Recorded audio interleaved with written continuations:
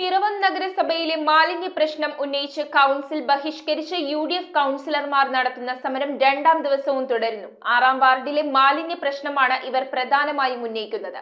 എന്നാൽ ശുചിത്വ പ്രവർത്തനങ്ങൾക്കായി വാർഡിന് നൽകിയ 2 ലക്ഷം രൂപ പ്രയോജനപ്പെടുത്താൻ വാർഡ് കൗൺസിലർ ശ്രമിച്ചില്ല എന്ന ആരോപണവുമായി നഗരസഭാ ചെയർപേഴ്സൺ അടക്കമുള്ള ഭരണസമിതി അംഗങ്ങൾ രംഗത്തെത്തി. പിറവം നഗരസഭാ കൗൺസിൽ ബഹിഷ്കരിച്ച UDF കൗൺസിലർമാർ രണ്ടാം ദിവസവും സമരം തുടരുകയാണെന്ന് നഗരസഭാ chairperson advocate Juli Sabu, vice chairman KP Saleem, സ്ഥിരം സമിതി അധ്യക്ഷരായ അഡ്വക്കേറ്റ് ബിമൽ ചന്ദ്രൻ, ജൂബി പൗലോസ്, കൗൺസിലർമാരായ ഡോക്ടർ അജീഷ് മനോഹർ, P ഗിരീഷ് കുമാർ എന്നിവർ പറഞ്ഞു.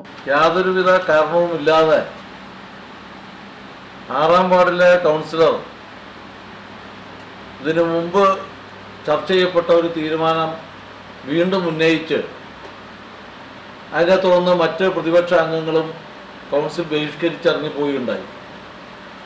യഥാർത്ഥത്തിൽ അവർ ഉന്നയിച്ച കാര്യം വസ്തുതാപരമല്ല.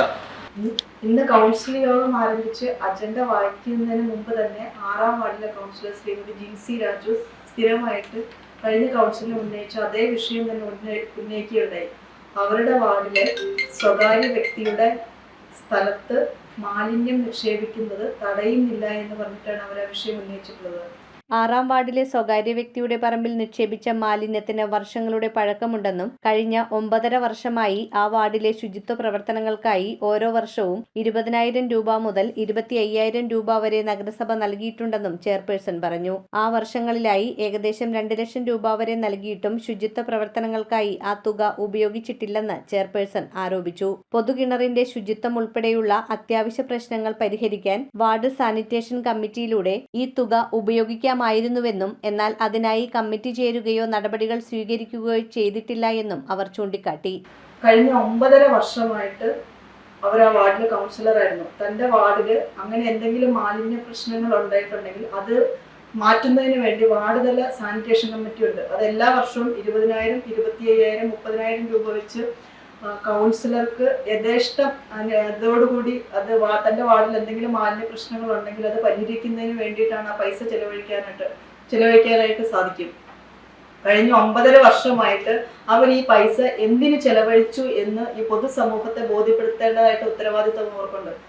അവിടെ കുടിവെള്ളത്തിന് വേണ്ടിയുള്ള കിണറിനെ ആ നിലയ്ക്ക് തന്നെ നിലനിർത്തുന്നതിന് പകരം അവിടെ താമസക്കാരായ ആളുകളെ കൊണ്ട് മാലിന്യം ഇടുന്ന സ്ഥലമാക്കി മാറ്റിയതിന്റെ പൂർണ്ണ ഉത്തരവാദിത്വം ആ വാർഡ് കൗൺസിലർക്ക് തന്നെയാണ്. നഗരസഭയുടെ നേതൃത്വത്തിൽ വിവിധ വാർഡുകളിൽ പൊതുകിണറുകളുടെ പരിപാലനത്തിനായി ഏകദേശം 14 ലക്ഷം രൂപ വരെ അനുവദിച്ചപ്പോൾ പോലും ആ തുക പ്രയോജനപ്പെടുത്താൻ വാർഡ് കൗൺസിലർ ശ്രമിച്ചില്ല എന്നും ലഭ്യമായ 2 ലക്ഷം രൂപ എങ്ങനെ വിനിയോഗിച്ചു എന്ന് ജനങ്ങളോട് വ്യക്തമാക്കേണ്ടതാണെന്നും സാനിറ്റേഷൻ കമ്മിറ്റിയെ ഇക്കാര്യം അറിയിച്ചിട്ടുണ്ടോ എന്ന് പരിശോധിക്കേണ്ടതാണെന്നും ചെയർപേഴ്സൺ ഉൾപ്പെടെയുള്ളവർ ആവശ്യപ്പെട്ടു. സ്വന്തം ഉത്തരവാദിത്വം ഉപേക്ഷിച്ച് നഗരസഭാ ഭരണസമിതിയെയും ചെയർപേഴ്സണെയും കുറ്റപ്പെടുത്തുന്ന UDFന്റെ സമീപനം തിരുത്തണമെന്നും അവർ പറഞ്ഞു. ഇത്രയും നാൾ ഒരു ജനപ്രതിനിധി എന്ന നിലയിൽ തന്റെ ഉത്തരവാദിത്തങ്ങൾ പൂർണ്ണമായും നിറവേറ്റാതെ പൊതുസമൂഹത്തിന്റെ മുന്നിൽ അപഹാസ്യമാകുമ്പോഴാണ് ഭരണസമിതി നടത്തുന്ന വികസന പ്രവർത്തനങ്ങളിൽ കലി പൂണ്ടിട്ട് രാഷ്ട്രീയ പ്രേരിതമായിട്ട് ഇത്തരം കാര്യങ്ങൾ കൗൺസിലിൽ ഉന്നയിച്ച് പൊതുസമൂഹത്തെ കബളിപ്പിക്കുന്നത്.